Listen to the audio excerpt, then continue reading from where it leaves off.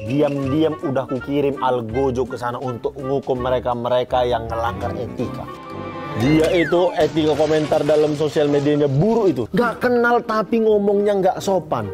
Dia suka nyebarin hoax. Tata krama yang harus dijaga saat bermedia sosial antara lain, jangan menyebarkan hoax, menghargai keberadaan orang lain, jangan kasar saat berkomentar, dan jangan memposting karya orang lain tanpa izin atau mencantumkan sumber.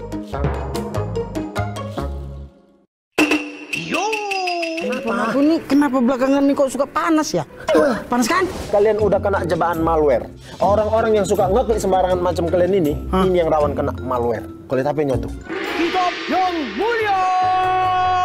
Malware itu bisa disebarkan dan masuk lewat link atau situs yang kita kunjungi, lampiran email, iklan berbahaya, bahkan pesan teks. Makanya jangan suka asal klik sembarangan. Mulai sekarang kita harus lebih aware sama malware.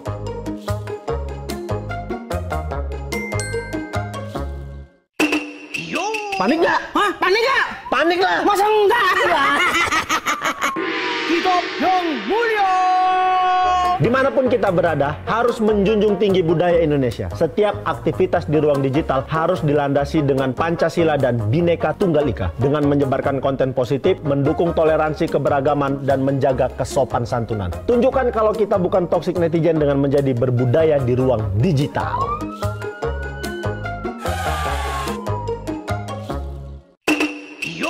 Coba lihat itu yang mulia. Jadi dia datang ke kafe, cari wifi gratis untuk belanja online. Harusnya kamu nggak boleh mengakses wifi publik. Bisa-bisa data-data pribadi sama saldomu diretas. Jangan sampai gara-gara pengen dapat wifi gratis malah berujung miris. Jadi tetap waspada biar nggak kebocoran data.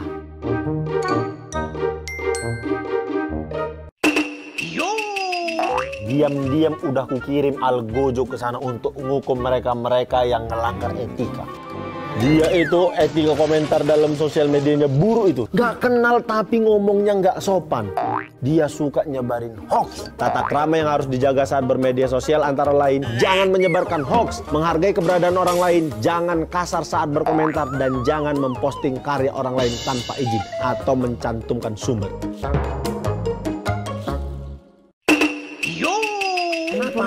Kenapa belakangan ini kok suka panas ya? Panas kan? Kalian udah kena jebakan malware. Orang-orang yang suka ngeklik sembarangan macam kalian ini yang rawan kena malware. Kulit HP-nya tuh. Kitab yang mulia. Malware itu bisa disebarkan dan masuk lewat link atau situs yang kita kunjungi, lampiran email, iklan berbahaya, bahkan pesan teks. Makanya jangan suka asal klik sembarangan. Mulai sekarang kita harus lebih aware sama malware.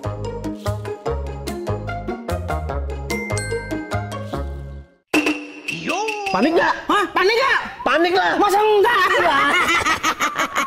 Kitab yang mulia.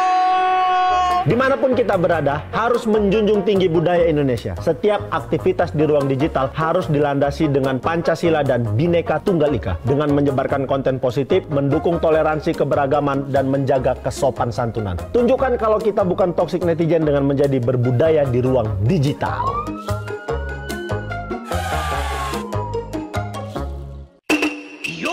Coba lihat itu yang mulia. Jadi dia datang ke kafe, cari wifi gratis untuk belanja online. Harusnya kamu nggak boleh mengakses wifi publik. Bisa-bisa data-data pribadi sama saldomu diretas. Jangan sampai gara-gara pengen dapat wifi gratis malah berujung miris. Jadi tetap waspada biar nggak kebocoran data.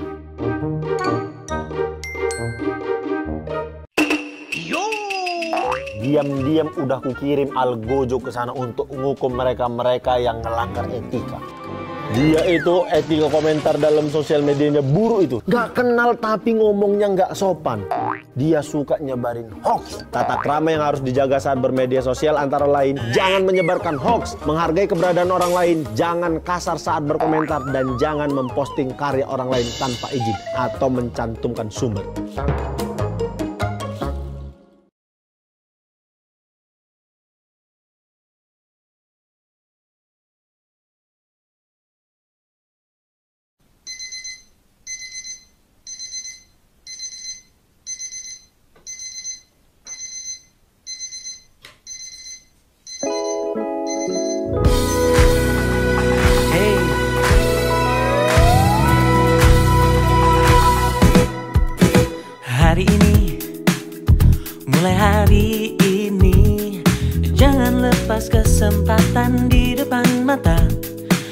bebas mencari yang jadi inspirasi, bebas mencipta apa yang disuka.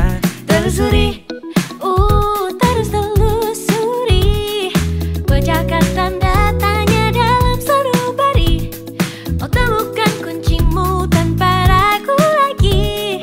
Masa depanmu penuh warna-warni. Di dunia maya kita semua punya cerita.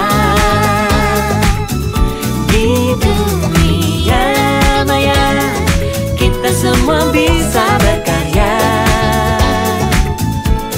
Selama dunia masih berputar, Selama hati masih berdebar, semakin cakap kita, beri yang terbaik ke dunia. jangan lagi, oh janganlah lagi. Tampilkan yang berbeda dengan jati diri. Tiada lagi perundungan tak henti. Mari berlari bersama menggapai mimpi. Di dunia maya kita semua punya cerita. Di dunia maya kita semua bisa berkarya. Oh, selama dunia masih berputar, Selama hati masih berdebar, semakin cakap kita, beri yang terbaik ke dunia. oh, oh, oh, oh, oh. Meski kadang tak pasti, Ada yang baiknya dihindari. namun ku percaya kita pasti bisa menilai lebih bijaksana. Di dunia maya Kita semua punya cerita. kita semua bisa berkarya, Punya cerita. bisa berkarya.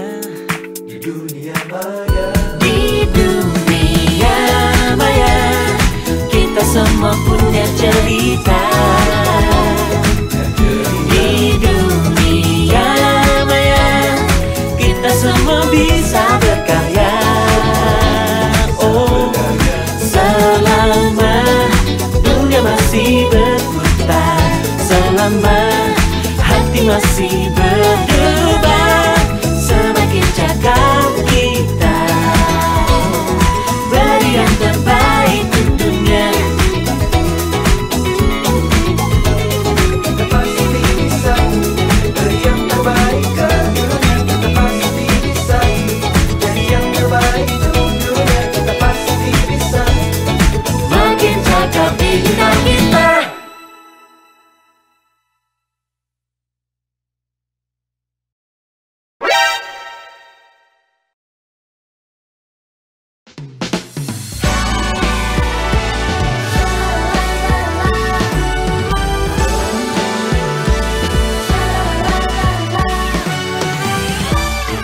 Dikirlah dulu kawan sebelum bibir berucap, katamu terekam jejak, jemarimu berdansa.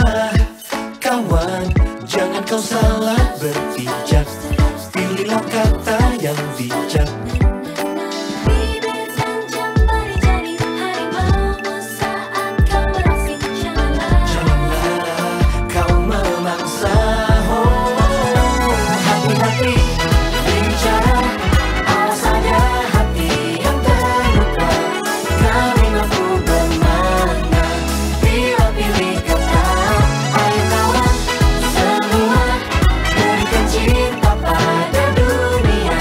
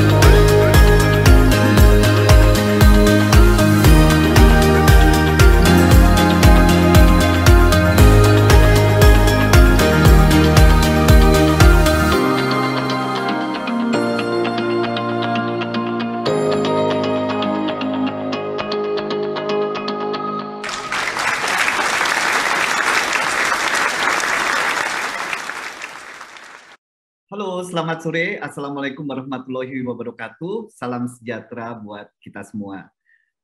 Senang sekali saya kembali kepada acara Ngezoom bareng yang dipersembahkan oleh Kementerian Komunikasi dan Informatika bersama Gerakan Nasional Literasi Digital Siberkreasi. Perkenalkan, sebelumnya nama saya Iwan Setiawan yang akan memandu acara ini. Saya ucapkan terima kasih banyak buat rekan-rekan yang sudah hadir pada hari Jumat sore ini. Ini sebelum dating, kemudian sebelum jalan-jalan, kita ke acara yang menurut saya sangat luar biasa ini, dengan bintang tamu yang luar biasa. Seperti biasa, dalam acara ini kita akan nge-zooming sisi menarik kehidupan bintang-bintang tamu kita yang luar biasa, terutama dari sisi literasi digital. Dan sore hari ini kita kedatangan tamu yang luar biasa. Ini seseorang yang sangat inspiring menurut saya. Seorang musician yang nggak cuma nulis lagu, tapi berhasil mendengarkan batin, mendengarkan hatinya, kemudian diciptakan lirik-lirik yang nggak hanya nyaring di telinga, tapi juga nyaring di hati. Dan di sore hari ini kita akan membahas dengan tema memaksimalkan platform digital. Nah, sebelum acara ini kita mulai, saya ingin mengingatkan para peserta untuk mengisi link pendaftaran yang ada di bawah ini. Silakan diisi dulu buat yang belum mengisi. Nah, sebelum beranjak ke acara selanjutnya, berikut tata tertib acara hari ini. Mari kita saksikan video selama acara berlangsung.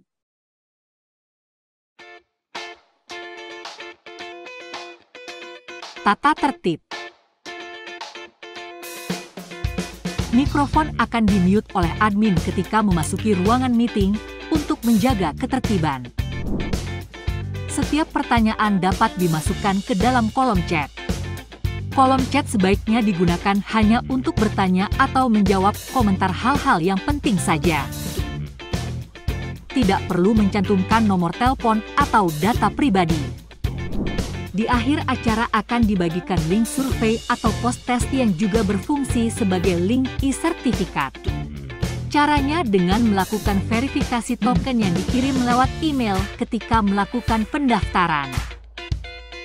E-sertifikat akan terkirim otomatis di email ketika sudah selesai mengisi post-test survei. Follow akun sosial media Siberkreasi untuk mengikuti games dan info kegiatan literasi digital menarik lainnya.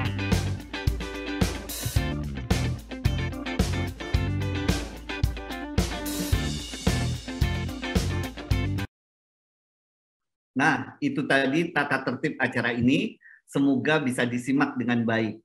Nah, kita akan membicarakan kehidupan dan juga tentang literasi digital. Seperti kita ketahui, teknologi digital telah mengubah hidup kita, bahkan mengubah peradaban manusia secara signifikan. Zaman saya dulu, 10-20 tahun yang lalu, itu cari data masih susah, masih harus dengan paper and pen. Sekarang semuanya udah ada di internet. Teknologi semakin canggih dan kita dituntut untuk beradaptasi dengan jelas. Hanya ada dua pilihan. Satu, apakah teknologi akan memperkuat hidup kita?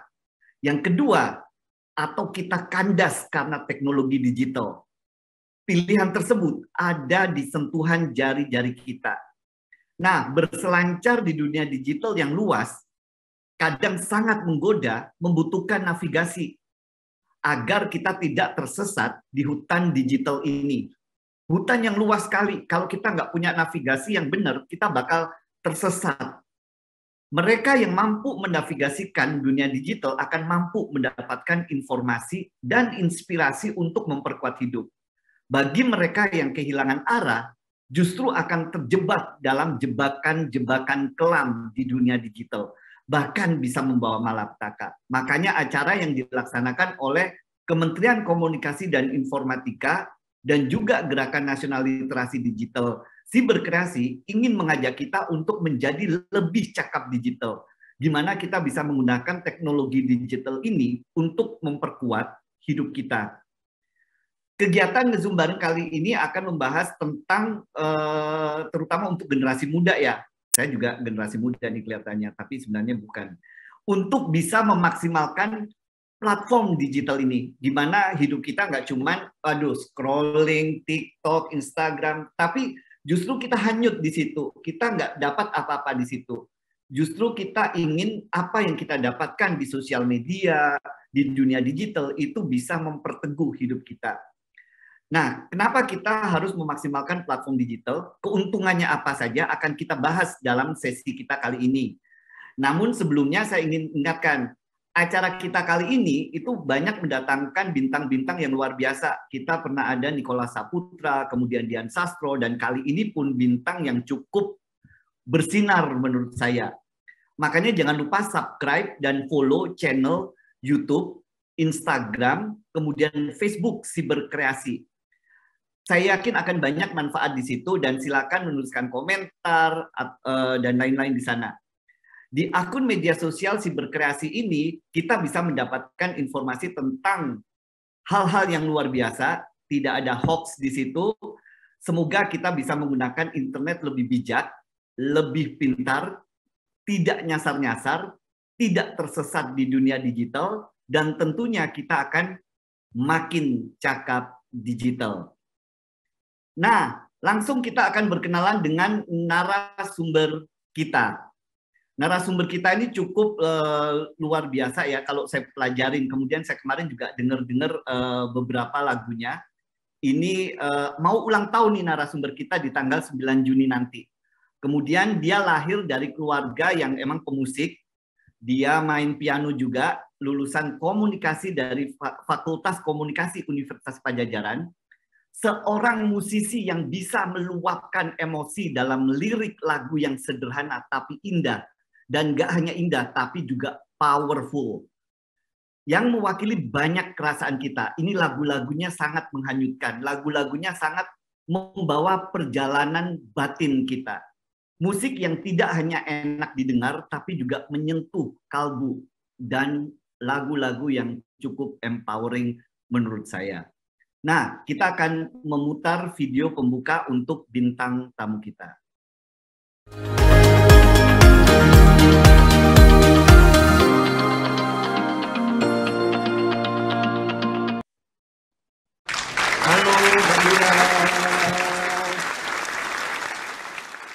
Halo, selamat sore. Hai Mas Iwan, apa kabar? Thank you, baik Mbak. Mbak Yura gimana kabarnya?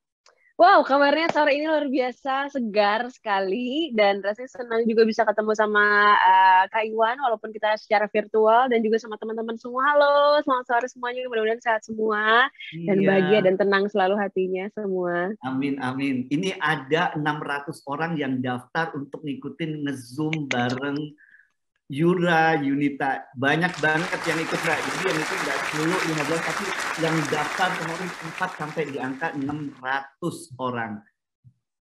Nah, jadi yang tanya-tanya nanti nggak cuma saya aja, tapi bagi rekan-rekan yang di sini yang ingin menanyakan, itu bisa juga menanyakan ke Mbak Yura dengan langsung di ini ya. Caranya gampang banget, hanya dengan langsung sebutkan saja nama dan isi pertanyaan di kolom chat. Nanti akan dipilih dan juga akan diisi juga link presentasi Netizen Asik Indonesia. Nah, Mbak Yura, kita langsung aja. Durasi kita nggak banyak, saya udah ngomong banyak tadi, tapi saya ingin menggali jauh lebih banyak dari Mbak Yura. Nah, ini kan udah 2 tahun pandemi. Kemudian Mbak Yura sekarang udah get back to stage yang terakhir di Java Sale Festival. Nah, how do you feel? Bagaimana kesan bisa kembali lagi ke festival? Rasanya masih ini ya, kemarin apalagi ya, acara Java Jazz Festival tuh baru kayak 5 hari yang lalu, ya hari Minggu aku perform di sana. Rasanya benar-benar kayak, itu ya kemarin, makanya kenapa kita disuruh rehat dulu, istirahat dulu, walaupun waktu saat pandemi juga perform, tapi rasanya kan online ya, tapi saat rasanya offline dan bisa ketemu langsung ketemu mata, itu yang namanya energi itu rasanya nggak bisa bohong ya, energi itu benar-benar terasa, itu hampir ada berapa tuh, ada ribuan orang yang datang, dan aku tuh beres perform, besok harinya, hari kedua, hari ketiga, bahkan mungkin baru 3 hari aku baru bisa ngerasa, itu bener ya kejadian gitu. Itu tuh overwhelm ya, rasanya kayak aduh sebuah energi yang rasanya membuncah-buncah di hati aku yang besoknya masih kayak aduh ya kalau misalnya singkat itu bilangnya nggak bisa move on ya dari acara kemarin, saking serunya, saking pecahnya, dan itu kayak suara penonton dan rasanya ngedenger suara teman-teman nyanyi bareng lagu aku tuh membuncah ya rasanya. Itu energi yang nggak bisa dijelasin pakai kata-kata. Mungkin membuncah rasa itu yang bisa Iya, dijelaskan. priceless itu Mbak ya. Ya. Kembali bisa bertatap muka, itu kayak bisa, pasti seru Kangen. banget. Iya, Dan pecah nggak banget sih cuman- kemarin. Dan nggak cuman itu, you did something special nih Mbak Yura. Di festival itu juga sempat berkolaborasi di panggung dengan PJ Morton. That's something very, very, very, very special menurut saya. Gimana sih kesannya bisa dapat kesempatan itu? Wow, he is my favorite singer karena ya dia juga selain singer, producer juga pemenang Grammy Awards setiap tahun. Grammy itu kan acara penghargaan musik terbesar di dunia gitu ya. Rasanya suatu kehormatan juga aku bisa diajak sama PJ untuk bisa perform di acara special show-nya lagi di Java Jazz. Jadi sebenarnya ini tuh dia udah ngajakin aku dari kira-kira sebulan sampai 2 bulan lalu sebenarnya. Jadi aku bener-bener kayak nge-keep. Terus nanti jangan dikasih tahu dulu ya biar nanti kamu surprise gitu muncul di panggung aku. Ya oke aku keep. Aku kayak gak bisa main cerita sama teman-teman tapi nanti kita keep aja supaya jadi surprise gitu untuk fansnya dia juga. Jadi rasanya pas kemarin muncul bisa ini kayak beneran gak sih gitu. Dan aku menyanyikan bener-bener my favorite song dari dia juga, ada I Can't Wait juga sama Say So. Jadi bener-bener gak nyangka ya rasanya sekarang dunia digital itu rasanya kayak udah gak ada jarak lagi gitu. Dia yang di US, dia bener-bener dia entah di mana yang sebenarnya aku juga belum pernah ketemu sama dia sebelumnya. Aku hanya mengagumi karya-karyanya dari digital platform, dari YouTube. Akhirnya dari beberapa tahun 2020 ya aku pernah menyanyikan lagunya di Instagram dan juga di YouTube gitu. Terus dia notice dan dia posting juga di Instagramnya dan dia mengapresiasi nyanyianku di situ. Jadi akhirnya kita saling follow di Instagram dari 2020.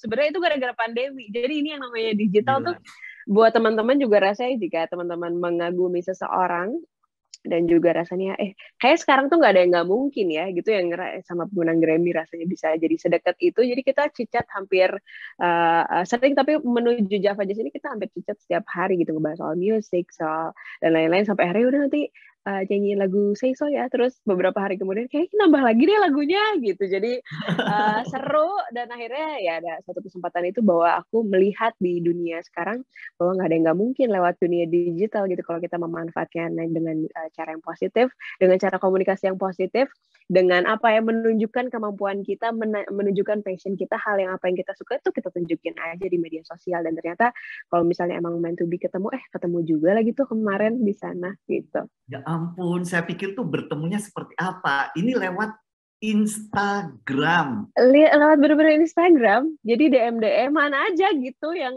Jadi rasanya saat ketemu tuh padahal baru pertama kali ketemu tapi rasanya kayak udah kenal lama gitu rasanya pas kemarin GR dan akhirnya manggung rasanya kayak udah kenal lama ya gitu ya. Itu dia karena DM Instagram. Dia itu memanfaatkan digital sekarang.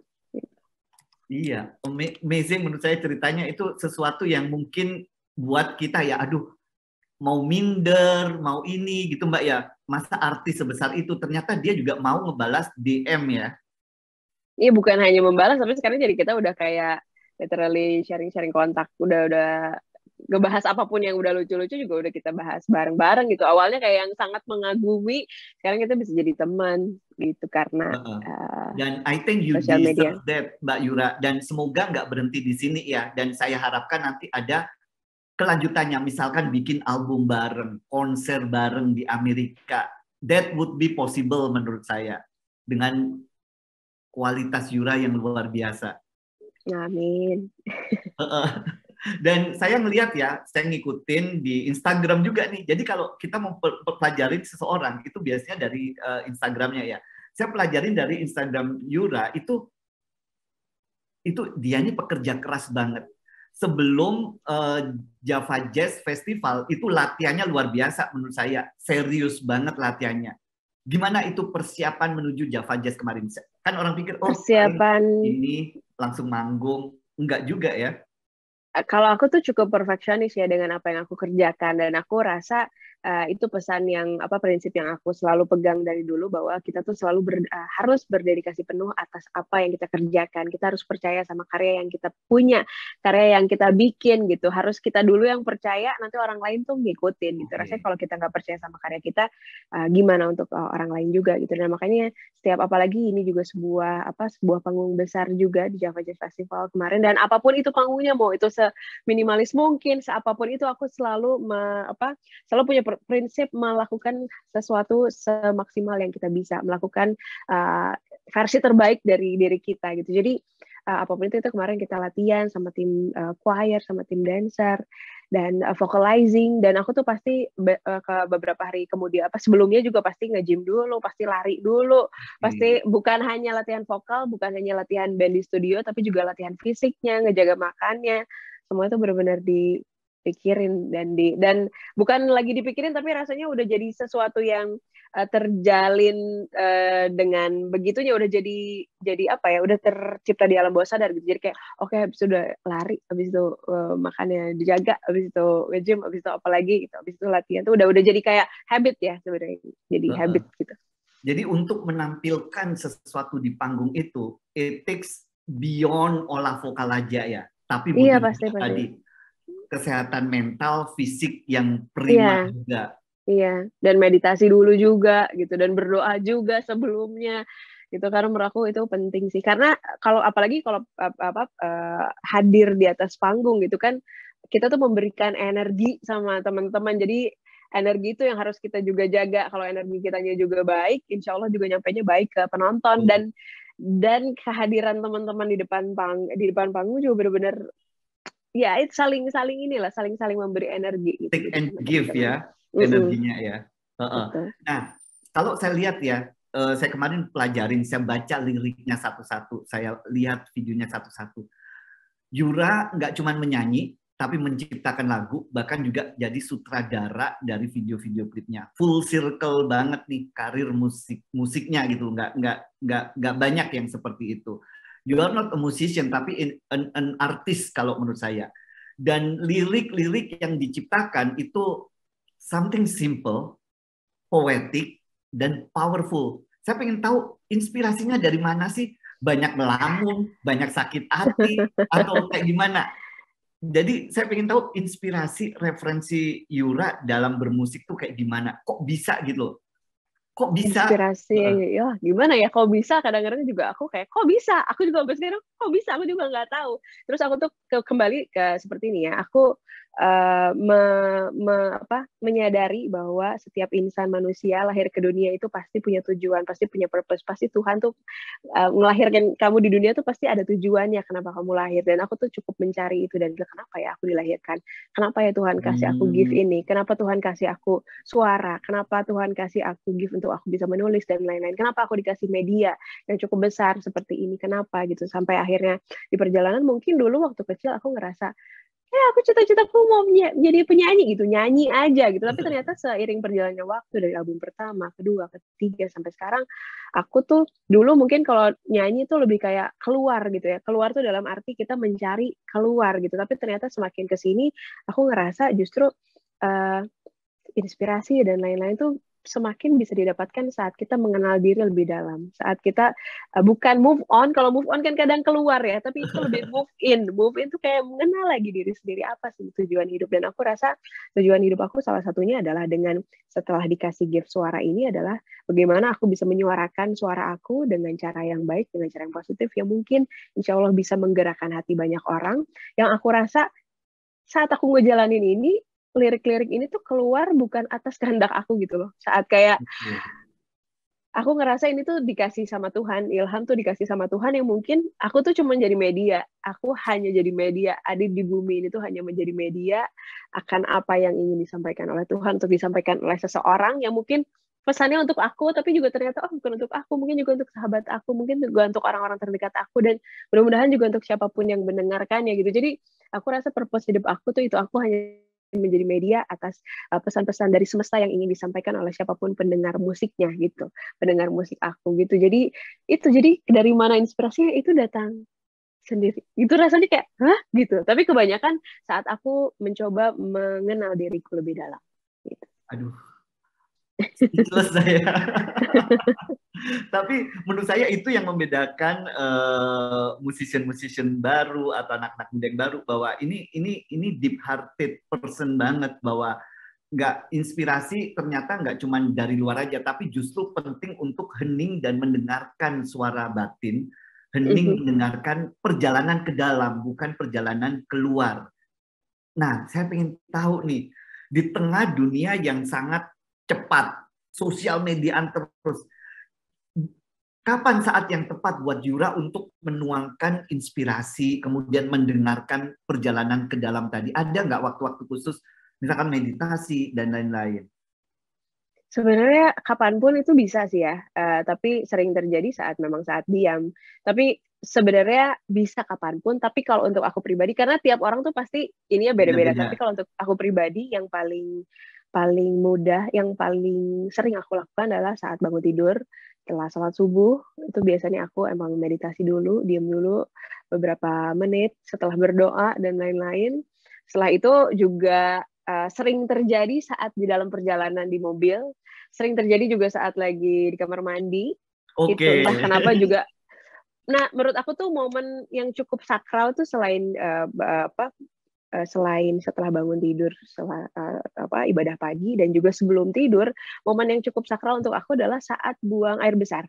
Jadi maaf sebelumnya, tapi menurut aku dan yang setelah aku pelajari, momen buang air besar itu adalah momen yang sakral untuk aku, yang dimana saat kita hening nongkrong gitu ya, nongkrong di kamar mandi, itu satu kita benar-benar jernih sama diri kita sendiri, kita mendengarkan tubuh kita sendiri, dan aku tuh selalu selalu mengucap sebelum aku pupi bahwa oke, aku akan mengeluarkan sesuatu dari tubuhku, dan aku juga aku berdoa agar hal-hal negatif yang terjadi di dalam hidup, hal-hal negatif yang ada dalam tubuh aku akan turut serta keluar bersama pupita-pupita yang akan aku keluarkan saat aku pupi gitu. Nah, dan setelah itu tuh menurut aku itu tuh momen yang meditatif juga untuk aku gitu, saat aku pupi, saat aku dan itu momen-momen itu sih biasanya. Mungkin nggak biasa untuk teman-teman, tapi kalau untuk aku itu momen yang sakral gitu untuk aku. Tapi seriously, saya juga punya pengalaman yang sama, Yura juga. Itu momen yang sangat private sekali, momen yang kita nggak diganggu apapun, momen yang kita nggak ada gangguan, momen di mana kita bisa berjalan, berbincang dengan diri kita sendiri. Dan kalau menurut saya, di era digital yang sangat meriah, rame banget, kadang berisik banget, kita cuma butuh waktu untuk sendiri, berbincang dengan batin kita. Mungkin dimatiin dulu handphone, dimatiin dulu sosial media, dan melakukan perjalanan ke dalam. Otherwise, nggak akan tercipta tuh lirik-lirik indah kayak aku tak sempurna, tak perlu sempurna, akan kurayakan apa adanya. Ini tadi malam sialan nih, saya bilang nggak bisa tidur saya gara-gara ini lirik gitu ya. Habis itu tutur batinku tak akan salah, silakan pergi ku tak rasa kalah. Namun percayalah sejauh mana kau mencari, takkan kutemukan yang sebaik ini. I hate you, Yura.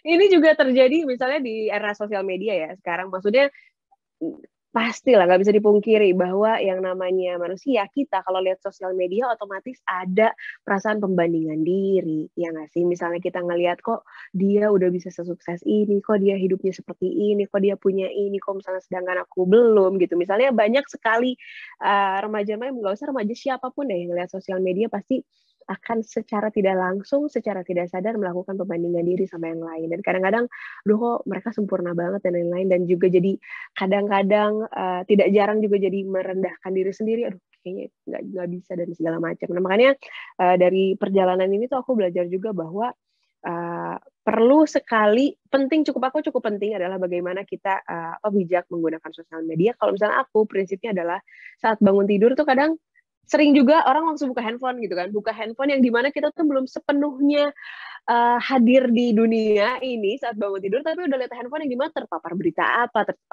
sehingga akar kita sebagai manusia tuh belum kuat saat kita bangun setiap hari, tapi udah terpapar handphone. Makanya aku juga ingin karena ini works di aku, mudah-mudahan juga teman-teman bisa saat bangun tidur tuh jangan lihat handphone dulu, jangan lihat sosial media dulu, tapi ajak dulu sama diri sendiri gitu, minimal 1 jam deh setelah bangun tidur jangan lihat handphone dulu, udah kita center itu maksudnya mengakar sama diri kita sendiri, udah bangun banget, udah mandi segala macam baru deh lihat handphone itu menurut aku, karena supaya nggak apa ya namanya, kalau misalnya akar pohon tuh nggak mudah tergoncang dengan berita yang ada di luar atau apapun itu postingan yang ada di luar gitu. Jadi kalau kita udah center sama diri kita sendiri, mau ada goncangan apapun dari sosial media dan lain-lain, kita nggak akan mudah terpengaruh. Nah, makanya di lagu Tutur Batin ini juga ada pesan bahwa ya itu kan aku tak sempurna, tak perlu sempurna, mari kita rayakan apa adanya kita. Dan itu juga dari pembelajaran bahwa sejauh mana aku atau kamu mencari kesempurnaan sampai ke ujung dunia pun, itu kamu cari-cari kesempurnaan di sosial media, kamu mau posting segala macam yang kamu bikin sempurna, edit segala macam, sampai kamu mau cari kesempurnaan ke ujung dunia pun, rasanya nggak akan pernah ada habisnya, sampai akhirnya kita bisa menyadari dan mencoba belajar untuk menerima diri kita sendiri seutuhnya apa adanya dan merayakan ketidaksempurnaan. Gitu. Mau sampai seumur hidup nyari ke ujung dunia juga nggak akan ketemu yang namanya sempurna. Gitu. Jadi itu juga salah satu yang jadi inspirasi saat aku nulis lagu Tutur Batin juga. Gitu. Iya, ini kalau menurut saya quite powerful. Saya yang usia segini ya, I'm not that young anymore. Kemudian baca lagu ini, dengarkan lagu ini itu kayak kehit banget gitu loh. Oh damn. This is so true gitu ya, tentang aku tak sempurna. Tak perlu sempurna, akan kurayakan apa adanya. Menurut saya ini harusnya Yura, ini beyond lagu, ini harusnya jadi gerakan sosial. Jadi harus ada pihak-pihak yang membantu Yura untuk membesarkan lagu ini. Jadi biar tumbuh, biar semakin rindang, biar semakin banyak orang yang gak cuman tadi nyaring di telinga saja lagu Yura ini, tapi juga nyaring di hati.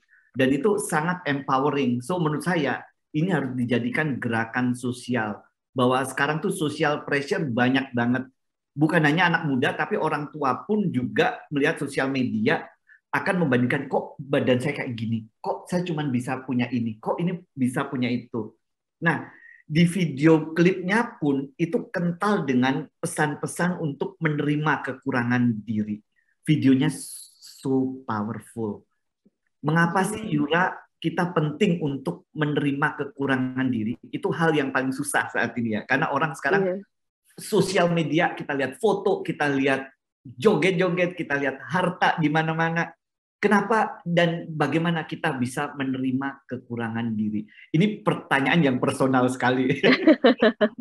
Iya, ini kalau misalnya aku cerita hal personal ya, bahwa aku tuh ada satu isu di hidup aku, bahwa aku tuh dari kecil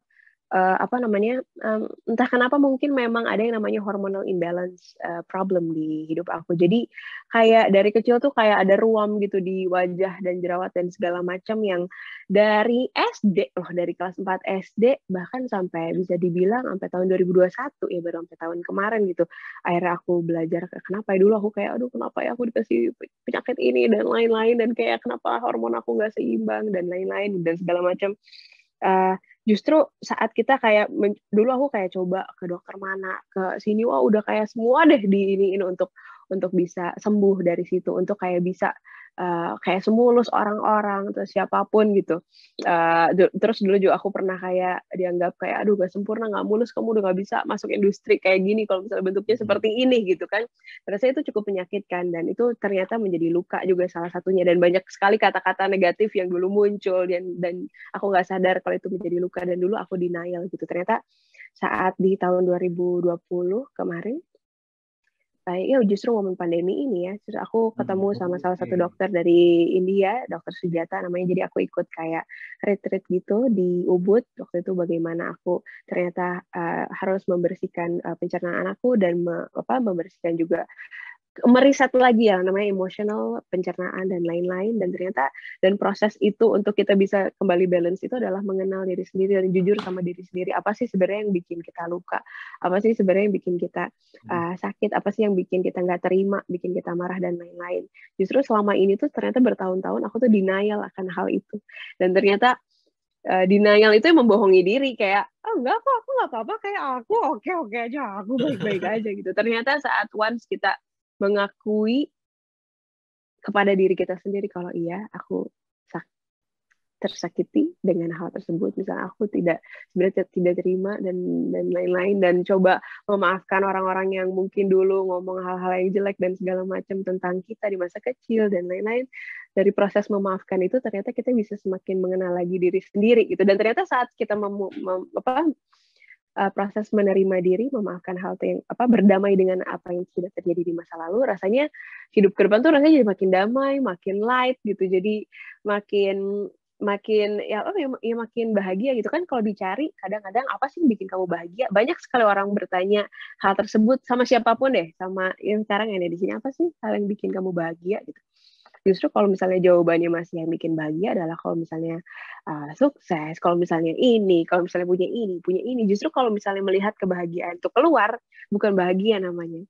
Tapi justru saat kalau misalnya bahagia itu dulu saat kita merasa cukup dengan yang kita miliki saat ini, ya itulah bahagia yang sesungguhnya, rasanya yang bisa kita bawa sampai nanti mati gitu. Soalnya kalau kita menggantungkan kebahagiaan kita sama orang lain, atau sama benda, atau sama apapun di luar tuh rasanya nggak akan pernah cukup, dan itu rasanya bukan bahagia yang hakiki gitu. Jadi menurut aku dengan menerima diri sendiri dengan kekurangannya yang ada dalam diri, kalau menerima kelebihan kan gampang, tapi saat kita menerima semua kelebihan, menerima semua kekurangan yang ada dalam diri, disitulah kita bisa menemukan rasa damai dan bahagia gitu. Aduh, ini kok jadi kayak talk show ya, ini banget ya, so deep.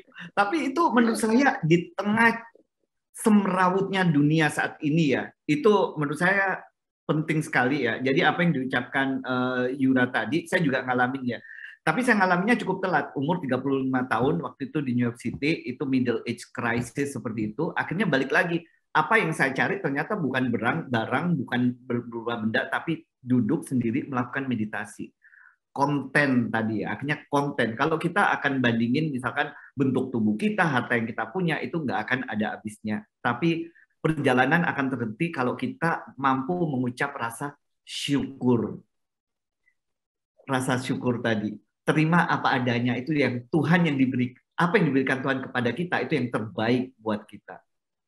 Walaupun ini bukan proses yang mudah ya pasti, karena menurut aku proses penerimaan diri ini akan terus berlanjut sampai akhirnya nanti kita udah nggak ada lagi di dunia, karena kan setiap hari kita bertumbuh, setiap hari kita berinovasi, dan setiap hari juga kita terus belajar menerima diri dan menerima apa yang terjadi di keesokan hari gitu. Perjalanan yang evolving ya, itu, dan itu yang akan membuat kita kuat. Oh my God, kenapa talk show-nya jadi seperti ini ya? Tapi kalau saya sarankan ya, tutur batin tuh nggak boleh berhenti di sini. This is just too powerful menurut saya. Harus bisa dilanjutkan jadi tutur batin 2, tutur batin 3. Produk-produknya pun menurut saya bukan hanya cuman lagu ya ini, tapi juga produk yang menurut saya bisa dikembangkan ke hal-hal yang lainnya. Tutur batin, meditation, dan lain-lain. Nah, saya mau balik lagi, mundur ke belakang sejenak. Itu kalau saya lihat di YouTube ya, salah satu views terbanyak, itu lagu Cinta dan Rahasia. Itu 200 juta lebih yang nonton. Itu kolaborasi dengan almarhum Glenn Fredly. Itu gimana dulu, Yura, pengalaman berkolaborasi dengan salah satu legend musik di Indonesia? Itu tuh Kak Glenn tuh bukan sekedar hanya teman berdua, tapi juga guru dan juga pahlawan di hidup aku. Sampai hari ini aku bisa sebut top pahlawan di hidup aku tuh salah satunya adalah Kak Glenn Fredly, karena di album itu ya, Cinta dan Rahasia, di album aku pertama tuh Kak Glenn yang membuatkan aku album itu, yang membiayai dan juga membuatkan aku album pertama tuh Kak Glenn, yang menemukan aku, ayo kita masuk industri musik tuh adalah Kak Glenn. Dia adalah pahlawan di hidup aku, dan justru dulu aku sangka waktu saat aku ketemu Kak Glenn tuh aku akan banyak belajar tentang musik, tapi ternyata enggak.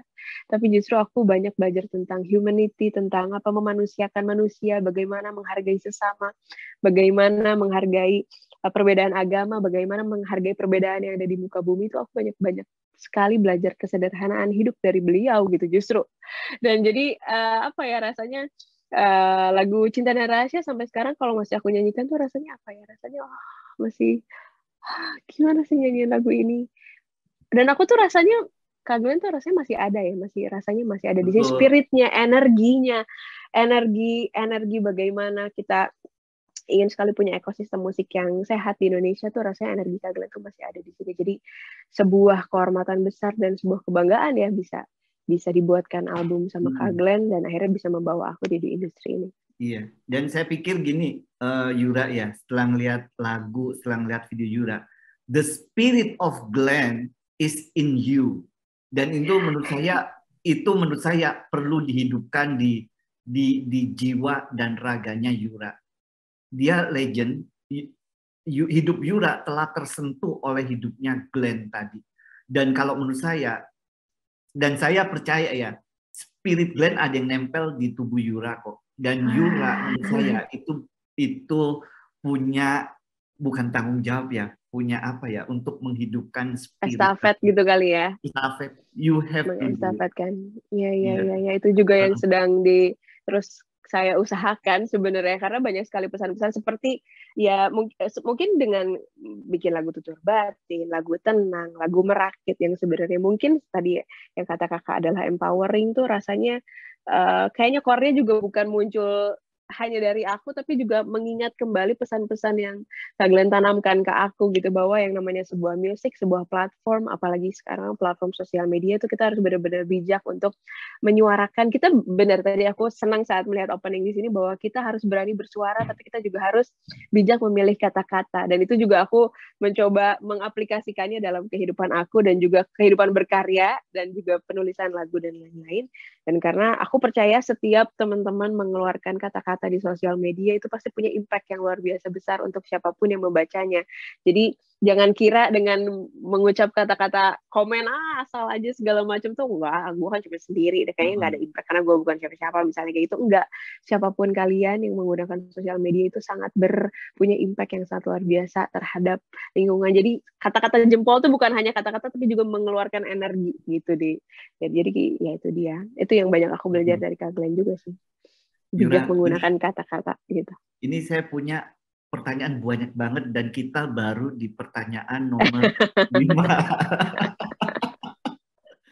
Jadi ini semoga nanti tim literasi digital siberkreasi Kominfo itu nanti harusnya ada sesi lagi nih kelanjutan, karena pertanyaannya masih banyak yang perlu digali, sangat menarik. Tapi balik lagi ke Glenn almarhum Glenn Fredly tadi. Kalau ada sesuatu yang pengen Yura ucapkan ke Glenn dan itu belum pernah terucapkan ke Glenn Fredly, what it would be? Apa yang ingin Yura katakan ke beliau? Apa ya, rasanya hampir semua. Rasanya kalau berjuta kata rasa terima kasih juga rasanya nggak akan bisa membayarkan semua hal baik yang udah pernah beliau. Wah, cry nanti. Ya itulah, mungkin berjuta rasa terima kasih rasanya nggak akan pernah cukup untuk bisa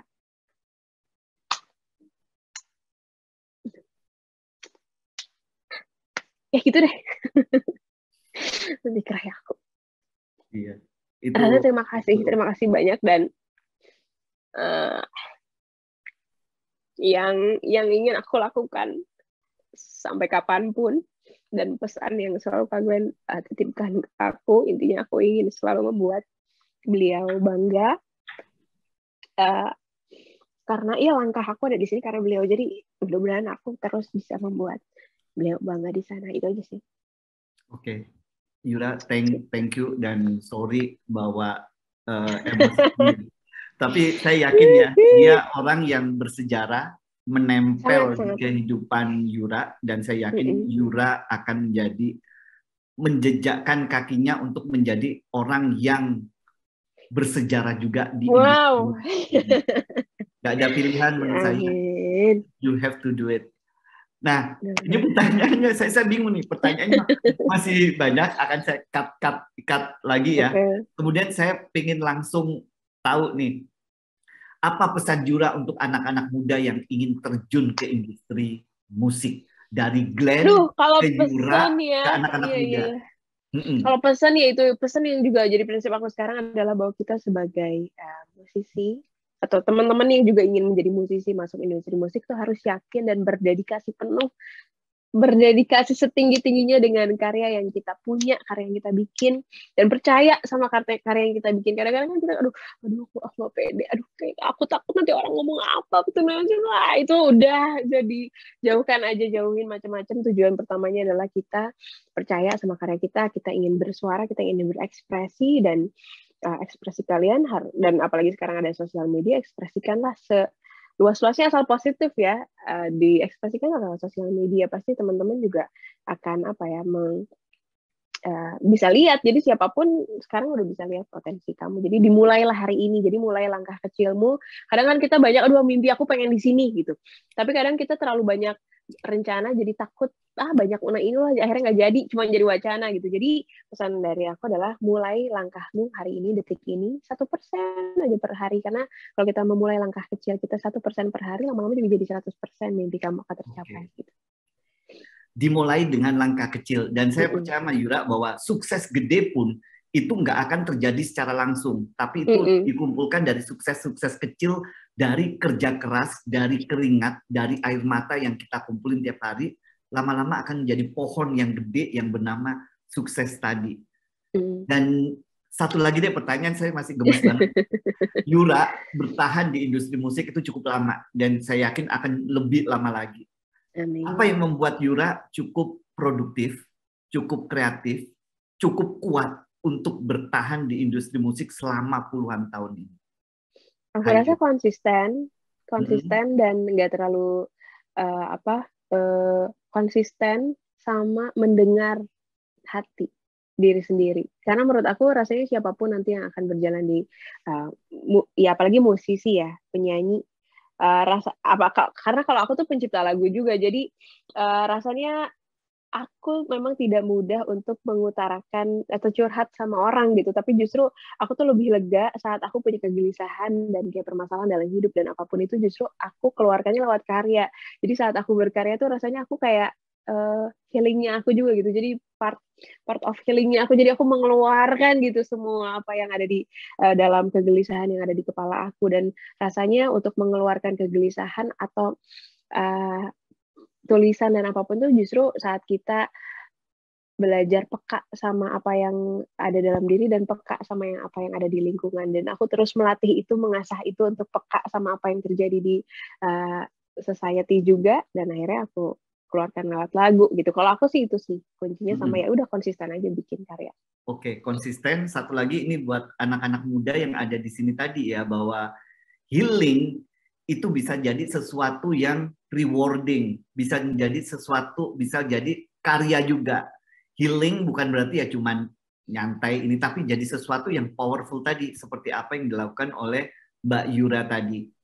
Nah, ini kita akan beralih ke pertanyaan. Ini saya skip banyak pertanyaan Mbak Yura, karena ini terlampau dalam tadi. Kita pengen ke sesuatu yang agak fun dikit nih sekarang. Itu saya cek juga di Instagram Yura, dan ini sempat viral juga. Itu yang kemarin TikTok joget lagu Zoom, itu viral waktu Lebaran kemarin. Saya pikir gini, ini semua anggota ikut loh, hebat banget nih, dari yang muda sampai yang tua. Habis itu jogetnya juga heboh semua. As a director di video ini, gimana tuh menyatukan semua orang? Ribetnya kayak gimana? Serunya kayak gimana? Gimana bikin video yang cukup bagus ini? Jadi aku tuh udah terlatih dengan hal seperti itu dari aku umur 3 tahun sebenarnya. Jadi keluarga besar aku tuh jadi punya kebiasaan setiap malam Lebaran itu memang harus tampil. Jadi dari aku umur 3 tahun tuh harus sudah tampil, harus sudah nyanyi. Dan itu semuanya harus tampil. Dari kakek nenek itu berarti aku dari tahun berapa? Dari tahun 95 berarti aku udah melakukan hal seperti itu. Tapi dulu tuh belum ada sosial media. Nah baru kayak 5 tahun terakhir atau 4 tahun terakhir lah gitu. Jadi kayak ngikutin apa yang ada di TikTok. Jadi ada didokumentasikan. Nah kalau ditanya gimana, adalah emang udah kayak gitu dari dulu. Jadi justru bapak-bapak atau kakek-kakek yang pengen, tau gak sih, biasanya kan anak muda yang pengen, ayo dong bikin, maksa gitu. Enggak, ini tuh justru bapakku yang kayak, ayo Neng kita bikin video gitu. Jadi ayo Pak, ayo. Jadi emang banci tampil semuanya sekeluarga. Emang gitu. Terus gimana mengkoordinasikannya adalah karena kan kadang kalau bikin TikTok sendiri aja tuh udah susah kan. Nah, tapi justru ini tuh akan jauh lebih mudah karena kita melakukannya bareng-bareng. Kalau misalnya kita ngafalin gerakan 1 menit itu pasti susah banget. Tapi kalau itu aku bikin grup, jadi bikin grup bapak-bapak, ibu-ibu, anak muda, semuanya gitu. Jadi ada 4 grup. Jadi bapak-bapak gerakannya cuma 4 ketukan, ibu-ibu 4 ketukan, next ini 4 ketukan. Jadi ngeditnya lebih gampang sih sebenarnya gitu kalau ngomongin teknis ya. Gitu, dan itu jadi karya TikTok itu jadi salah satu kebanggaan di keluarga aku juga karena kemarin sempat kayak masuk TV dah apa segala macam, jadi kayak itu dibahas di kantor-kantornya om-om aku, tante aku, dan di semua kuliahan dan sekolah-sekolah sepupu-sepupu aku. Jadi kalau misalnya semua tuh bergantung sama aku, Neng, kita bikin apa? Tenang, udah ada konten kita gitu. Jadi aku tuh kalau acara Lebaran tuh bukan lebih ke acara nanti makan atau apa ya, tapi kayak kita bikin apa, konten apa gitu. Itu udah jadi demand seluruh keluarga kepada aku dan Donna gitu. Tapi kalau saya lihat ya, production value-nya itu tinggi banget. Very smooth. Gini, mulai dari storyline-nya bagus, dari mana kemana. Habis itu dari musik pasti oke lah, match banget. Ekspresi oke banget, editing oke banget. Production value-nya tinggi banget. Ini kayak bikin video klip untuk itu tuh aku yang edit loh guys, semuanya bener-bener aku nggak percaya. Gila, sumpah demi Allah. Yang abis itu kan orang-orang makan gitu kan, aku tuh nggak makan dulu, aku edit dulu 2 jam ya, terus kayak mana deh udah jadi belum, tenang aku edit dulu gitu. Jadi heboh semua. Aduh, karena udah biasa ini kali ya, karena sudah biasa mengorganize acara panggung, dancer dan lain-lain, jadi untuk kayak ke keluarga justru rasanya lebih mudah. Terus apalagi kalau sekeluarga emang pengen semua lagi baju tampil gitu, jadi kayak gampang gitu. Dan kalau saya lihat ya emang itu it takes special skill sih untuk itu, dan saya nggak heran Yura bisa melakukan itu. Why? Ini anak saya bilang selalu open for challenges, selalu dalam hidupnya cari nih tantangan baru. Bikin lagu, nulis lagu bisa, sutradara video klip sendiri bisa, bikin label sendiri, koreografi, dance, jaipong, kurang kerjaan emang. Iya lagi. Jadi karena aku suka aja semuanya gitu, jadi aku suka mendirect orang juga gitu, jadi yaudah yuk gitu. Jadi ada santapan empuk ya keluarga aku, ayo kita kerjain semuanya, ayo gitu. Nah, Yura selain dance cover tadi ya, abis itu Yura ini juga aktif banget bikin konten-konten kreatif lainnya di TikTok, seperti video nyanyi, olahraga.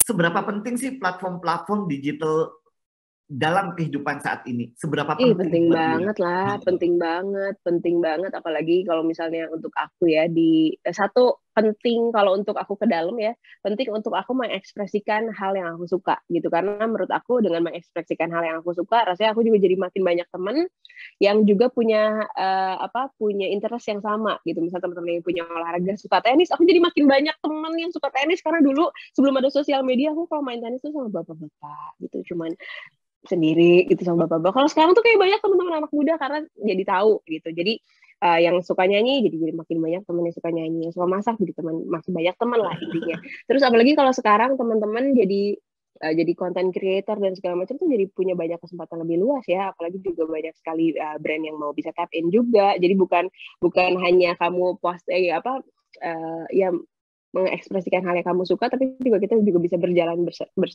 selaras sama misalnya brand-brand juga yang emang punya interest yang sama gitu. Jadi rasanya sih penting ya sekarang.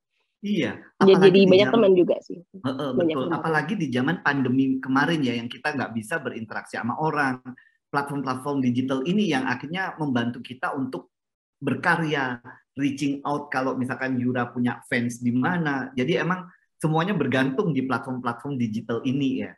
Iya, apalagi kalau TikTok ya. Kalau misalnya Instagram kan memang cukup. Jadi aku memplotkan macam-macam nih. Kalau Instagram Stories kan kayak yang ya udah hari-hari banget. Terus kalau Instagram tuh yang lebih kayak profile misalnya pilih 3 deh apa yang kamu suka. Misalnya emang music, kayak sport atau family gitu. Misalnya kalau cuma di Instagram gitu. Jadi penting juga untuk kayak misalnya teman-teman mau masuk ke dunia ini kan juga penting juga untuk bikin branding gitu. Brandingnya tuh branding yang seperti apa? Branding tuh hal yang juga kamu interest. Misalnya kalau aku pilih 3, misalnya itu dia music, terus juga fashion, misalnya juga family gitu. Tapi kalau di TikTok itu bisa lebih explore lagi macam-macam karena kan kita harus terus berinovasi ya. Nah, tapi kalau misalnya aku uji cobanya itu bukan di Instagram, biasanya aku uji cobanya di TikTok. Misalnya aku kan nggak pernah masak misalnya di Instagram, jadi aku coba masaknya di TikTok, tapi coba berbagai macam editing. Kalau aku editnya kayak gini works nggak ya, kalau misalnya aku editnya gini works nggak ya, kalau misalnya aku ini works nggak ya gitu, engagementnya jadi naik apa enggak, itu juga penting juga sih. Dan aku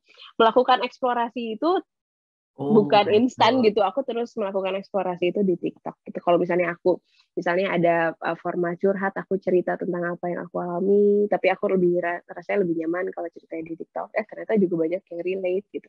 Kalau aku bikin duet gimana, kalau misalnya aku bikin video olahraga tapi editingnya gini gimana gitu. Jadi bukan hanya isi kontennya, tapi juga yang paling penting juga adalah proses editingnya. Itu juga salah satu yang penting sekarang di sosial media. Dan saya pikir Yura ini seorang perfeksionis. Tapi being perfectionist itu torturing banget ya. Itu hard working banget. How do you torture yourself? Gimana menggembleng biar hasilnya menjadi perfect tadi? Kalau perfect kan memang tidak ada yang sempurna ya. Cuman kalau misalnya aku tuh lebih kayak maksimal deh, kayak pengen begini maksimal gitu. Jadi kayak aku pengen kayak gini. Jadi emang senang coba hal yang baru sih ya. Jadi sebenarnya apalagi kalau di TikTok ini kan platform yang baru dan platform yang sangat masif dan membuka kita banyak kesempatan luar biasa sebenarnya. Dan mungkin kayak misalnya orang dulu bilang aduh di TikTok misalnya alay apa segala macam, itu tergantung orang yang pakainya juga sih sebenarnya. Tapi kalau misalnya aku pernah 1 bulan coba riset ini sosial media ini seperti apa, kita tuh benar-benar bisa milih hal apa yang kita suka gitu. Jadi nanti yang muncul di feed Instagram kita, di feed TikTok kita juga akan benar-benar muncul hal yang kita suka. Yang kalau kita nggak suka ya kita tinggal ngat interest aja gitu kan. Jadi ya kalau aku sih explore aja sih, explore hal apa aja yang bisa kita maksimalkan dari sosial media. Betul. Dan saya pikir ya TikTok nih celebration, perayaan hidup banget. Itu orang dari kota, dari desa, dari sosial status apapun itu bergabung di sana. Dan ini pun mengagetkan ya. Di acara nge-zoom bareng ini, Mbak Yura, saya pikir orang-orang seusia 20, 30 kayak gitu ya. Ternyata tahu nggak? Ini ada yang bernama Jevon hadir di sini. Saya barusan dikasih message sama panitia. Berumur 10 tahun. Hai Jevon. Ber-10 tahun pengen ketemu seorang Yura dan dia ada pertanyaan, nanti tolong dijawab. Ini akan saya masukkan dalam list pertanyaan. Dia seorang animator 10 tahun, ngedenger Mbak Yura sangat serius sekali. Ini dia pakai headset gede banget. Ininya. Oke, abis itu saya balik lagi ke Instagram dulu deh. Kalau di Instagram, Yura punya konten-konten yang bagus dan estetik secara visual. Habis itu saya pengen tanya, ada tips nggak biar konten ini biar terlihat secara, biar estetik secara visual? Apa tips dari Yura? Tips ya, kalau Instagram ya, jadi macam-macam sih. Menurut aku tuh cara menggunakan Instagram dan juga TikTok dan juga Twitter jadi tiap platform tuh punya ininya masing-masing kalau aku ya. Dan kalau untuk Instagram jadi memang sesuatu yang lebih lebih profesional gitu, yang juga lebih personal juga ada, tapi gimana caranya kita punya pantauan warna gitu. Misalnya aku tuh sama tim juga memang punya pantauan warna tertentu. Terus kalau misalnya untuk editing foto tuh apa yang misalnya menjadi cover tuh yang warna yang memang warnanya sama lah kurang lebih. Misalnya ada hijaunya, memang ada oranye, jadi nggak tiba-tiba ada merah gitu, tiba-tiba merahnya yang beda gitu. Jadi warnanya juga memang disesuaikan gitu. Mungkin itu yang tadi kakak anggap estetik gitu ya. Cuman kurang lebih apa yang natural yang terjadi gitu, yang nggak yang tiba-tiba kayak menor banget apa segala macam gitu. Jadi emang warnanya juga yang kalem-kalem gitu. Jadi sesuai sama personality aku. Terus juga pemilihan kayak nggak muka semua gitu juga nggak, cuman ada aduh gimana jelasin ya.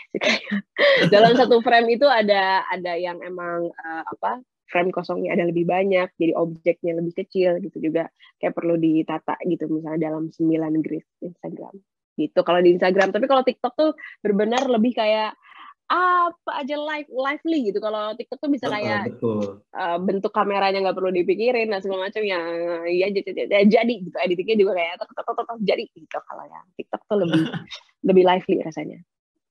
Nah, masih banyak orang-orang nih yang tidak seberani Yura dalam berkarya di Instagram atau TikTok. Akhirnya mereka takut, aduh nanti kalau dibilang jelek seperti apa, atau likes-nya dikit seperti apa. Apa yang membuat Yura berani untuk berkreasi di platform media, di digital ini? Ada orang yang masih takut, aduh ntar kalau jelek gimana? Aduh ntar kalau likes-nya dikit gimana? Kalau Yura sendiri gimana? Aku tuh ngerasa, ya apalagi sekarang udah momennya semua orang, siapapun dimanapun bisa berkarya, dan dalam 15 detik siapapun orang bisa jadi viral ya. Dan biasanya yang viral itu kontennya bukan sebuah konten yang dipikirkan secara kayak harus sebuah produksi yang mahal gitu. Justru banyaknya yang viral tuh yang benar-benar apa adanya, yang apa adanya gitu, bukan sesuatu yang dikonsep gitu biasanya kan. Dari situ ya aku percaya bahwa satu itu bahwa siapapun bisa bikin konten dengan cara apapun asal positif, dan siapapun bisa terdengar sekarang di platform apapun dan bisa terlihat oleh siapapun. Ketiga, aku percaya bahwa value seseorang itu tidak dinilai dari angka. Oke. Aku percaya value seseorang, kualitas seseorang tidak dilihat dari angka. Apalagi dilihat dari seberapa likes-nya atau seberapa kayak komennya atau seberapa engagement-nya, itu tidak menentukan sepenuh-penuhnya kualitas seseorang dan kemampuan seseorang gitu. Jadi ya berkarya aja gitu, nggak usah mikirin likes nggak usah mikirin nanti ada yang lihat atau enggak ya. Betul. Kalau dipikirin kayak gitu, kita nggak akan sanggup berkarya ya. Orang bisa berkata apa aja, tapi kita sebelumnya harus bangga dengan apa yang kita punya ya. Lalu pernah nggak Yura sendiri mendapatkan komentar negatif dari netizen terkait dengan konten yang Yura buat? Habis itu misalkan ada konten-konten bernada body shaming, gimana Yura menyikapinya? Karena dengan sosial media rasanya semua orang bisa berekspresi, yang sebenarnya semua orang juga bisa berpendapat gitu kan. Makanya itu kenapa penting untuk kita punya akar yang kuat terhadap diri kita sendiri, percaya terhadap diri kita sendiri dan karya kita sendiri, jadi kita nggak terombang-ambing sama kata-kata orang lain. Dan sangat pernah dong, pasti sering orang-orang bilang kayak, gandul, misalnya kapan, wah perutnya gelambir, apa segala macam gitu. Dan ya udah nggak apa-apa juga gitu, emang iya gitu, kalau misalnya perut gue gede emang kenapa gitu kan, lebih kayak emang gitu, ya udah gue juga emang lagi olahraga dan lain-lain, dan standar badan bagus tuh nggak menurut standarnya dia gitu. Jadi ya kadang aku tawain aja, kadang suka aku bales dengan cara yang lucu. Misalnya waktu itu aku lagi proses healing di 14 hari di Ubud gitu. Mungkin masih ada orang yang skeptis terhadap psikolog dan juga bagaimana proses healing gitu kan. Ada orang, misalnya waktu itu aku bikin kayak 14 days healing journey aku di TikTok. Itu cukup viral juga, kayak sampai 7 juta gitu yang nonton. Itu saat aku day 1 itu banyak juga yang sampai penasaran, tapi tidak sedikit juga yang kayak alah healing tai anjing, ada juga yang ngomong gitu kan, kasar gitu. Nah dari situ kayak dari situ malah justru cukup menarik untuk aku saat kok banyak orang yang ngomong kayak healing tai kucing, maaf ya jadi kasar, tapi memang itu yang kata-kata yang mereka ucapkan, healing tai kucing, healing tai anjing lah kak, healing mulu tapi sembuh kagak gitu. Loh berarti ampun. Tapi justru hal itu tuh menjadi sangat menarik untuk aku, sehingga aku reply komennya bahwa memang ada yang proses healing aku ini berhubungan dengan Pupita ya, karena proses detox dan pembersihan diri itu memang harus dikeluarkan lewat pupi gitu. Jadi aku nyambungin aja, mereka mau ngomong kasar dan segala macam, aku balikinnya dengan cara yang edukatif, dan memang ada hubungannya juga sama Pupita, tapi bukan pupi yang dia katakan gitu. Dan dan dari situ jadi ada edukasi bahwa ternyata orang tuh selama ini bilang yang namanya healing tuh healing mulu sembuh kagak, ternyata caranya salah. Mereka tuh banyak, nah itu yang ini yang Betul. bahwa orang tuh masih menyangka healing tuh liburan, oh healing tuh ngopi, oh healing tuh belanja. Ya itu tuh bukan healing, tapi itu refreshing, dan gak salah juga. Tapi yang namanya healing itu adalah bertemu kembali dengan luka, mengenal dirimu, yaitu bertemu dengan luka-lukamu dan menyembuhkan lukanya, bukan jadi kabur dari luka itu gitu. Jadi itu deskripsi healing itu juga yang salah. Jadi dari kata-kata yang muncul komen negatif itu justru jadi satu bentuk yang bisa edukatif juga untuk teman-teman. Justru gitu sih aku. Oke, saya jadi ingat kata-kata Rumi, kayak healing itu, kalau kata Yura itu kayak berjumpa dengan luka. Kalau kata Rumi, luka adalah tempat masuknya cahaya dalam hidup kita. Kalau kita nggak ada luka, ini kayak jendela buat cahaya masuk ke tubuh kita. Jadi jangan takut sama penderitaan. Don't be afraid of suffering. Justru dari suffering itu akan ada cahaya masuk ke tubuh kita. Iya. Ya, dan itu juga yang namanya healing tuh lifeline journey. Jadi nggak mungkin sekali healing lo langsung sembuh hari itu juga ya. Nggak, itu tuh kayak perjalanan. Kayak soalnya yang namanya healing tuh kayak ngupas lapisan bawang. Udah dibuka ternyata ada lagi masa yang dulu gitu. Jadi itu lifeline journey. Oke, ini saya udah diingatkan sama panitia, Mas, langsung ke pertanyaan terakhir. Oke, saya mau ke pertanyaan terakhir. Apa sih tips dan trik dari Yura untuk para penyanyi pemula yang baru merintis karir dan sedang mengembangkan personal branding di media sosial? Apa yang harus mereka persiapkan? Apa yang harus mereka lakukan? Menurut aku adalah itu dia tadi, mengenal diri, apa sih yang kamu suka gitu, jenis musik apa sih yang kamu suka, dan coba belajar bikin lagu sendiri, karena itu juga kunci yang aku pegang dari Kak Glenn adalah musisi yang rasanya bisa terus berjangka panjang adalah musisi yang juga bisa menciptakan lagunya sendiri, karena jadi nggak perlu rasanya akan lebih mudah saat kita mengeluarkan perasaan yang ada dalam diri, dan rasanya juga akan lebih dalam gitu. Jadi cobalah nulis lagu sendiri satu, terus kenali lagi diri kamu, musik apa yang kamu suka, kamu bikin playlist misalnya sekarang semua anak muda bisa bikin playlist dimanapun itu digital platformnya, bikin kayak rangkuman 10 lagu yang emang kamu banget, yang kira-kira ini nih referensinya gitu kalau misalnya mau bikin musik. Terus juga jangan lupa bikin mood boardnya dalam arti saat aku udah bikin mood musiknya nih, aku bentuk visualnya mau seperti apa, mulai dari tampilan bajunya, mulai dari nanti tampilan artworknya, warna pantun warnanya mau seperti apa, kamu mesti bikin mood boardnya. Itu kamu bisa kumpulin misalnya di Pinterest gitu, ini aku suka, ini style aku nih gitu. Jadi cukup harus bisa konsisten minimal selama 3 tahun gitu ya. Style apa yang kamu suka, warna apa yang kamu banget gitu, yang akan kamu pakai terus selama 3 tahun saat kamu bikin lagu tersebut gitu. Dan suarakanlah di sosial media, keluarin aja gitu. Mulai dari demonya, dan lain-lain sampai akhirnya lagunya rilis gitu. Oke, saya mau cheating nih sama panitia. Sebenarnya ada satu lagi pertanyaan buat Yura, dan menurut saya ini penting karena mewakili banyak para musisi. Apa harapan Yura untuk industri musik di Indonesia? Harapannya mudah-mudahan industri musik ini menjadi sebuah industri atau pekerjaan yang menjanjikan untuk siapapun. Karena menurut aku beruntungnya tumbuh di keluarga yang memang sangat cinta musik, dan aku didukung penuh oleh keluargaku akan apa yang aku pilih. Tapi masih banyak juga orang yang memang suka musik, tapi mungkin orang tuanya tuh ngelihat bahwa aduh nanti kalau jadi musisi jadi banyak ketakutan. Jadi bukan sebuah pekerjaan yang ibu dan ayah bangga dengan pekerjaan ini, dan aku yakin aman, anakku ada di sini. Kalau mau bikin KPR dan segala macam tuh firm gitu, bahwa ini adalah sebuah pekerjaan musisi adalah pekerjaan yang firm. Dan harapan aku tuh itu sih, mudah-mudahan jadi nanti misalnya anak cucu aku mau ada di dunia musik tuh rasanya udah jadi sebuah industri yang firm untuk siapa, yang yakin, yang aman, yang sudah bisa terpercaya oleh siapapun, khususnya misalnya minimal dari bank gitu misalnya, kayak gitu sih untuk betul. Dan it takes super hard work menurut saya. Jadi nggak cuma cita-cita aja, kayaknya nyanyi itu seru banget, indah banget. Tapi kalau yang saya lihat ya dari latihan Yura, dari meditasi, latihan fisik, pola makan dan lain-lain, itu butuh kerja keras yang luar biasa. Nggak cuma sekedar oh kalau dilihat dari panggung indah banget, enak banget, nyanyi banget, tapi ini profesi yang menurut saya butuh keseriusan yang luar biasa. Bener nggak? Benar sekali. Udah cukup itu aja ya. Jadi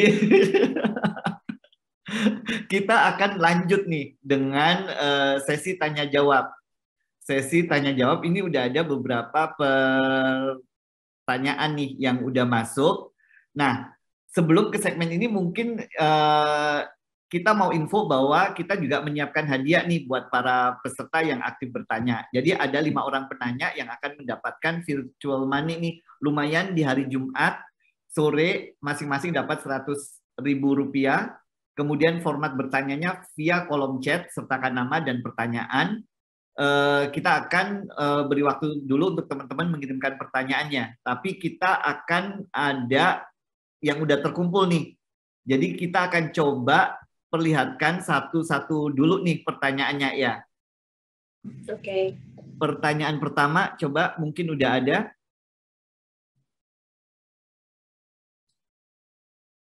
Nah, ini pertanyaan pertama.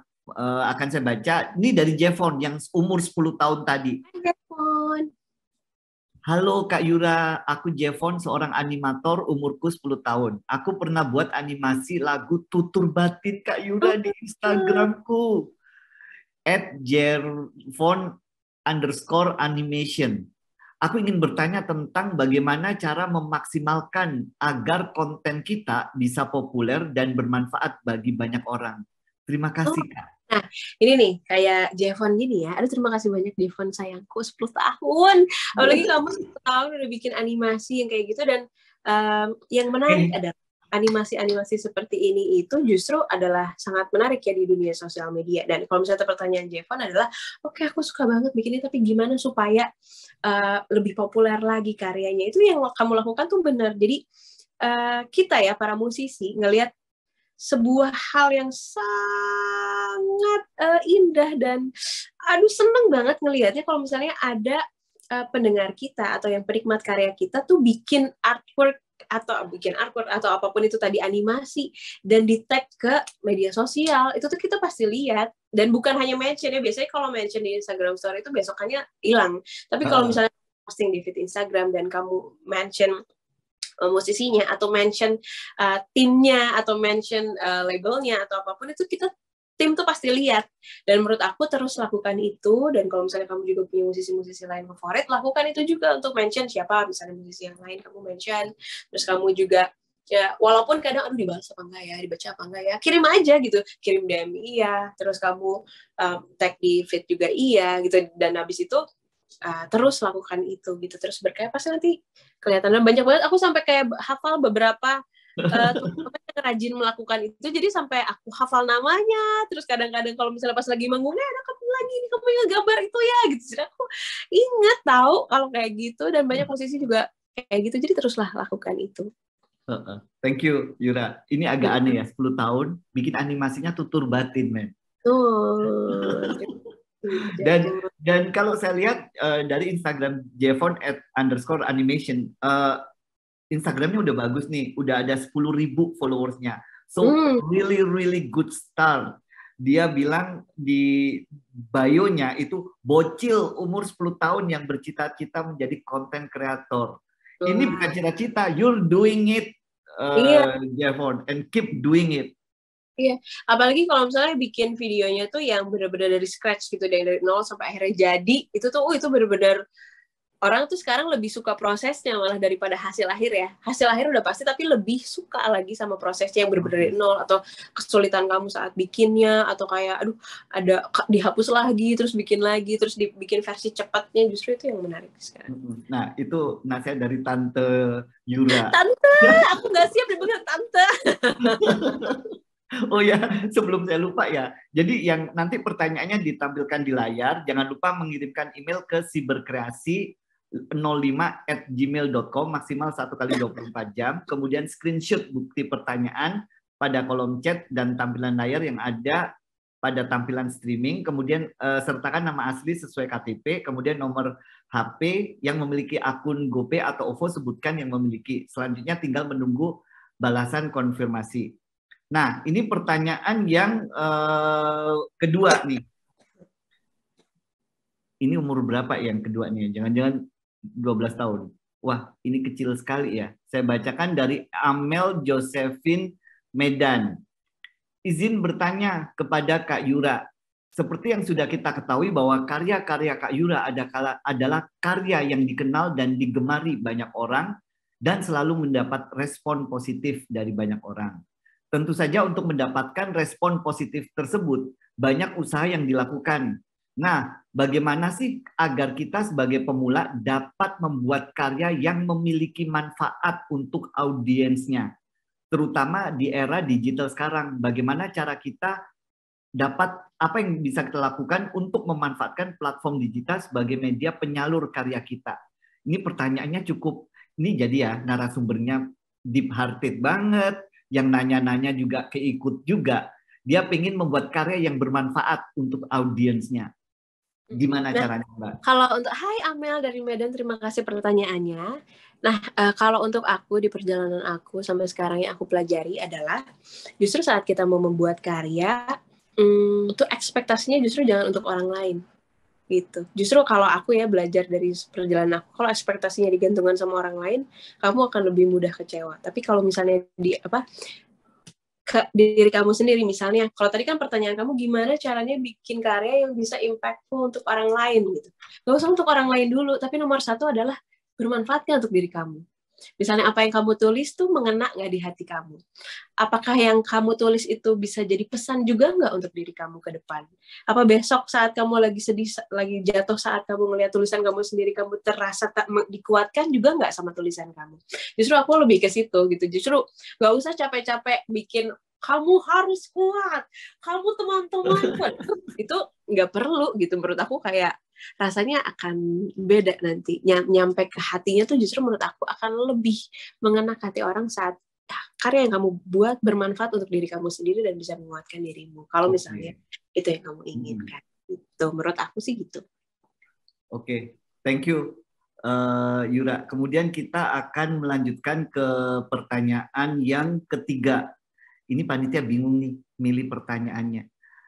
Oke, udah muncul dari Dodi Prasetyo. Kak Yura, bagaimana cara menghadapi komentar negatif dari netizen serta tips agar online kita tidak mengganggu aktivitas yang lain? Ini bener banget, karena orang banyak terjebak nih Yura, online terus akhirnya lupa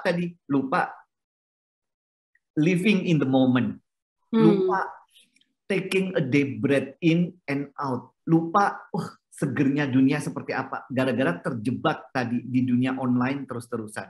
Satu, komentar negatif gimana, kemudian yang kedua, biar tidak mengganggu aktivitas yang lain untuk online ini.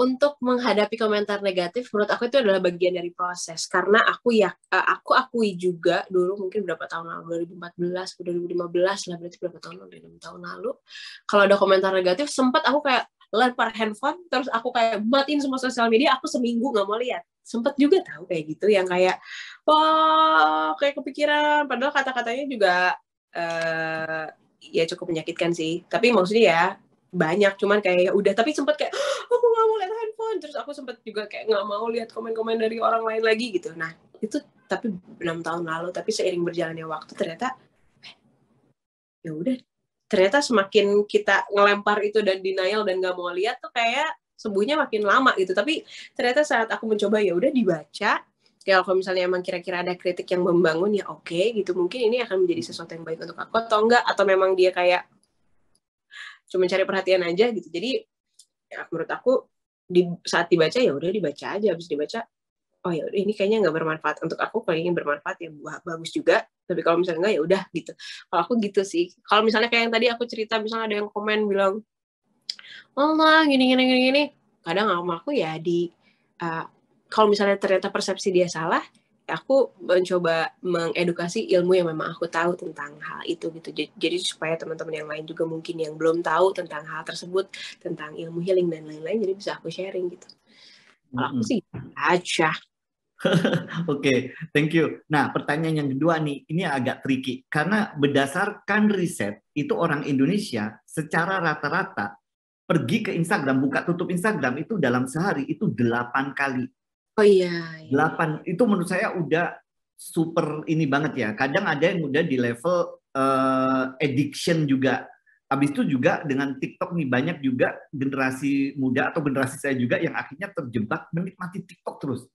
Sampai akhirnya lupa ada deadline kerjaan, lupa mereka harus berkreasi, lupa dengan hal-hal yang lainnya. Itu gimana sih membatasi addiction seperti itu?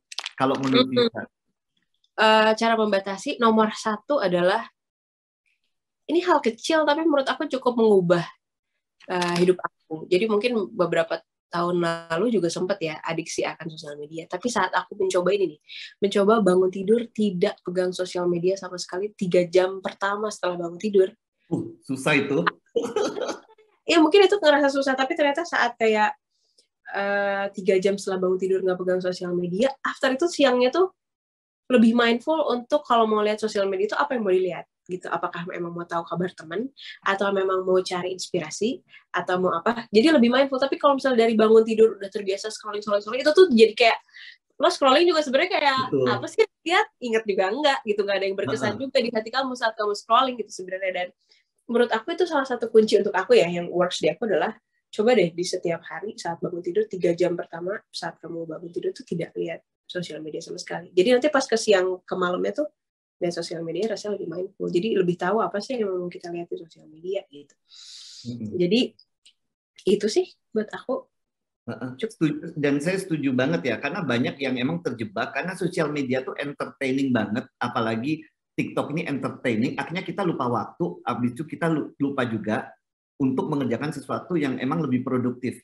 Nah, balik lagi bahwa tujuan hidup kita mungkin living in the moment tadi ya, menikmati napas panjang kayak gimana. Kadang kita sampai lupa seperti itu. Take a deep breath in and out. Habis itu melihat suasana, oh daun warnanya sehijau ini, bunga warnanya apa. Balik lagi akhirnya kita tadi menurut Mbak Yura akan kesulitan untuk melakukan perjalanan ke dalam tadi. Karena kita terjebak di luar sana dan akhirnya tersesat, susah untuk baliknya. Kalau itu menurut saya. Iya, itu setuju juga. Terus ya gak apa-apa lihat pas lagi emang free time gitu. Jadi kamu mesti tahu juga kapan kamu emang harus belajar, kapan lagi waktu ngerjain tugas. Soalnya cuman kamu sendiri yang bisa membagi waktunya. Aku nggak bisa nyaranin waktu terbaik untuk lihat sosial media, nggak bisa, karena kamu yang tahu jadwal kamu sendiri. Jadi dimaksimalin aja. Cuman bisa misalnya pas free time emang ngelihat terus harus tahu juga apa sih yang mau dilihat di sosial media gitu, apa berita atau misalnya emang kamu lagi cari inspirasi gitu, apa kalau udah dapat ya udah cukup gitu, nggak usah terlena tenggelam gitu, jangan tenggelam. Oke, thank you Yura. Kemudian kita akan ke pertanyaan berikutnya. Ini pertanyaan keempat, kita dibatasin sampai 15.30 nih. Ini dari Nita di Malang. Ini dari mana-mana nih. Halo Kak Yura, menurut kakak skill apa yang harus dimiliki di era digital seperti sekarang ini? Terlebih memasuki era 4.0. Menurut Kak Yura, perlu nggak kita mengikuti tren yang berkembang di sosmed? Terima kasih. Jadi satu, skill apa yang harus dimiliki di era digital seperti ini? Kemudian, perlu nggak sih kita ngikutin tren yang ada di media sosial? Skill nomor 1 yang harus kita miliki di era sosial media adalah penulisan. Karena cara menulis caption itu juga penting. Karena sekarang kan kita kalau cuma foto aja tanpa tahu apa yang mau ditulis atau pesan apa yang ingin disampaikan, rasanya kita tuh juga perlu tahu gaya penulisan kita tuh seperti apa sih. Dan itu juga cara penulisan tuh menurut aku penting di sosial media di era digital sekarang. Karena ya sekarang kita ngelihat selain gambar tulisan gitu. Jadi itu penting nomor 1. Kedua adalah tahu momen ya gitu, saat kita ingin mau posting sesuatu tuh memang ini adalah cuman kayak aku cantik aku akan menampilkan kecantikanku, apakah hanya itu ataukah memang kamu ingin menceritakan sesuatu yang menarik untuk orang lain. Jadi menurut aku yang lebih penting lagi sekarang saat berkonten dan bersosial media adalah bermanfaat untuk orang lain gitu, bukan hanya aku seperti ini, aku memiliki ini, aku untuk apa gitu. Aku baru beli ini, aku punya ini.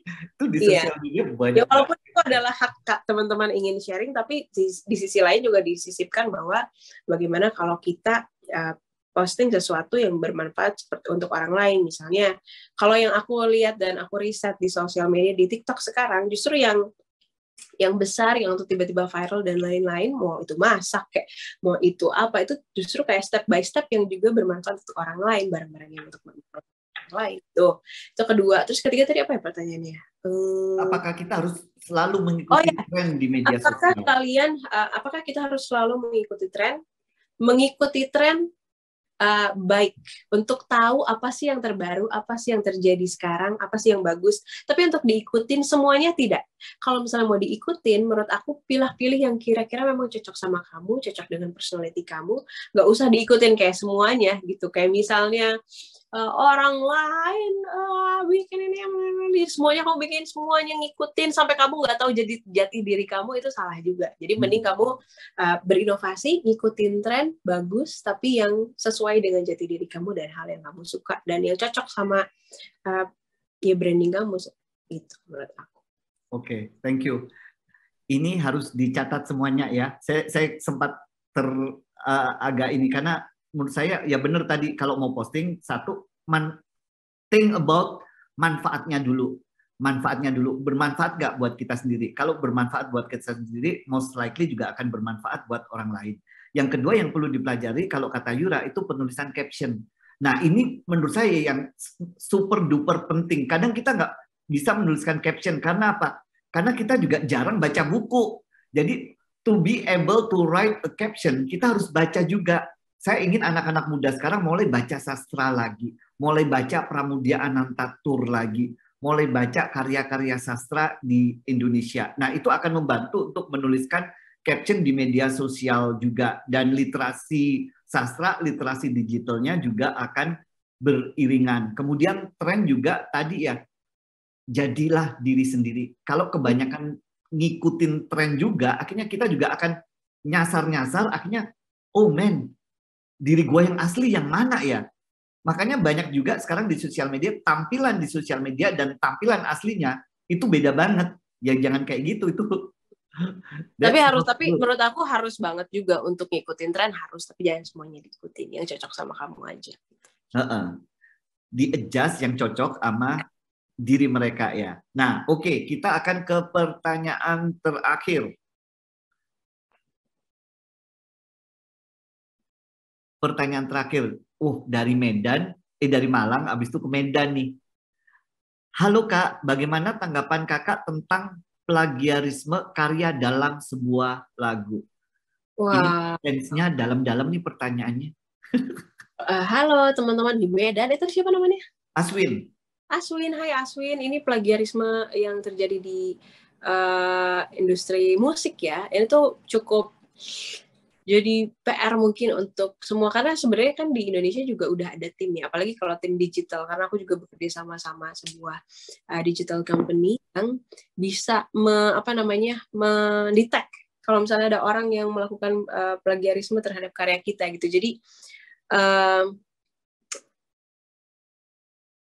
gimana ya pertanyaannya, apa bagaimana tadi itu, gimana sih pertanyaannya? Pertanyaannya bagaimana tanggapan? Tanggapan aku tentu jangan sampai ya, apalagi anak-anak muda zaman sekarang kalau mau bikin lagu punya referensi boleh dan harus dan bagus punya referensi, tapi tolong jangan diplagiat gitu. Apalagi banyak juga kayak yang mengcover lagu tapi juga mengakui kalau misalnya itu adalah karyaku gitu. Nah sekarang beda ya, plagiat sama cover tuh beda. Kalau plagiat tuh benar-benar ketiplek itu bikin karya. Kalau misalnya cover tuh juga menurut aku ada tata caranya gitu, bagaimana cara penulisannya kamu sosial media, harus mencantumkan siapa penyanyinya, pencipta lagunya, labelnya, itu tuh ya, etika mengcover lagu gitu. Jangan kayak misalnya lagu Intuisi by Me gitu ya, padahal itu kan ada penyanyinya, ada pencipta lagunya, jadi ada etikanya juga. Dan ini kalau untuk di Indonesia, di industri musik sekarang sih untungnya udah ada ya, udah ada kayak company digitalnya yang bisa mendetek hal-hal yang melakukan plagiarisme itu. Gitu. Walaupun masih suka kecolongan-kecolongan juga sih yang tapi seenggaknya teknologi juga semakin berkembang untuk bisa mendetek itu. Alright, Thank you, Yura. Nah, itu tadi menutup sesi tanya jawab kita. Yura, please stay karena kita akan ada sesi foto bersama, habis itu ada closing statement. Tapi sebelumnya akan saya ingatkan lagi ke teman-teman yang tadi pertanyaannya dibaca. Jadi nanti jangan lupa klaim hadiahnya ya. Dan perlu mengirim email ke siberkreasi05@gmail.com dengan format screenshot bukti pertanyaan pada kolom chat dan pada tampilan layar yang ada pada tampilan streaming, kemudian nama asli sesuai KTP, kemudian nomor HP yang memiliki akun GoPay. Nah, terakhir sebelum foto bareng, saya ingin meminta Kak Yura untuk memberikan closing statement tentang bisa musik dan digital seperti apa nih? Silakan. Apa dia ya? Mungkin itu dia kalau misalnya tadi cerita tentang komen negatif dan apapun yang terjadi, pasti di dalam kehidupan kita pasti aja ada orang yang mencoba menghalangi atau berkomentar negatif terhadap teman-teman atas karya apa yang kalian bikin. Udah nggak usah didengerin. Semakin mereka mencoba menutup langkah dan mimpimu, semakin kita sebagai perempuan, sebagai teman-teman yang ada di sini, semakin kita berdiri jauh lebih tegak untuk bisa membuktikan nggak usah buktikan sama orang lain, tapi membuktikan sama diri kita sendiri bahwa kita bisa membuat jalan kita sendiri, membuat mimpi dan mewujudkan mimpi kita sendiri tanpa harus terbebani sama komentar-komentar negatif sama orang lain. Bahwa kita bisa berdiri lebih tegak dan kita bisa bikin mimpi kita sendiri. Gitu. Oke. Jadi semangat buat teman-teman. Dan saya sebelum foto bersama, saya ingin mengucapkan Yura. Jadi mungkin saya mewakili teman-teman yang ada di sini mau berterima kasih not only for Yura datang di acara Zoom ini, tapi juga terima kasih telah membuat karya yang sangat indah. So thank you. Dan ada tepuk tangan segala. Thank you. Ini kerjaan seniman yang luar biasa, itu prosesnya panjang juga. Dan kayak gini loh, Yura nggak ngerti bahwa di antara lagu itu mungkin ada orang yang hatinya sedih, hatinya sedang runtuh, kemudian denger lagu itu bisa hidup kembali. You don't realize mungkin ya. Thank you. Nah, kemudian kita akan foto nih. Foto bersama dengan para peserta. Itu nanti akan ada 3 kali foto bersama. Yuk kita mulai. Dan kita pakai salam literasi digital. Itu seperti ini ya salamnya ya. Oke. Yuk kita mulai. 1, 2, 3. Sudah? Satu kali lagi ya. 1, 2, 3. Telat banget nih panitianya. Lagi-lagi. 1, 2, 3. Oke. Thank you. Sekali lagi saya ucapkan terima kasih banyak kepada Yura. Saya ucapkan terima kasih banyak kepada rekan-rekan yang ada hadir di sini. Yura, stay sebentar aja. Saatnya kita di penghujung acara, kita mau umumkan dulu buat teman-teman agar tidak lupa mengisi link kehadirannya di acara ini. Itu ada di link berikut ini ya. eventliterasidigital.id presents 20342. Kemudian masukkan kode unik token yang diberikan di email konfirmasi yang diterima saat mendaftar. Isi form presensi survei lalu klik tombol selesai. E-sertifikat akan dikirim ke email, cek di inbox. Kemudian untuk pengirim sertifikat ditunggu ya untuk sertifikatnya. Nah, itu tadi acara kita. Saya ucapkan terima kasih buat yang hadir di sini.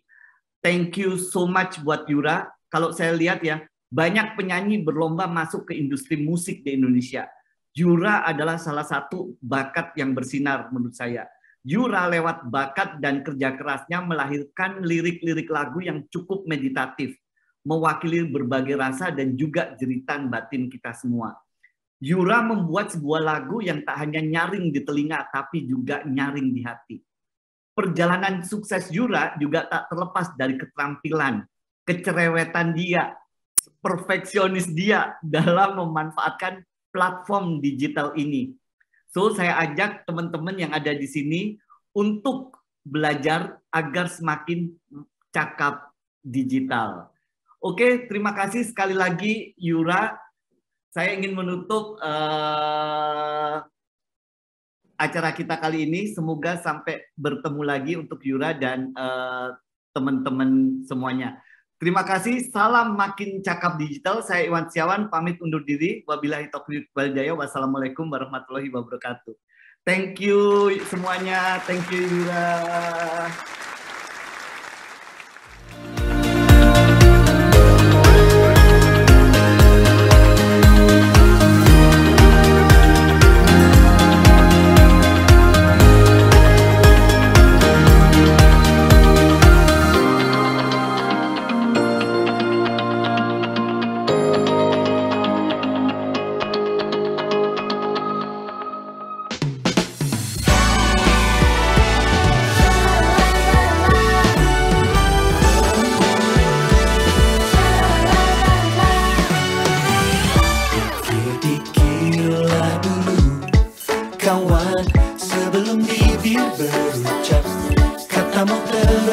jejak jemarimu berdansa, kawan, jangan kau salah.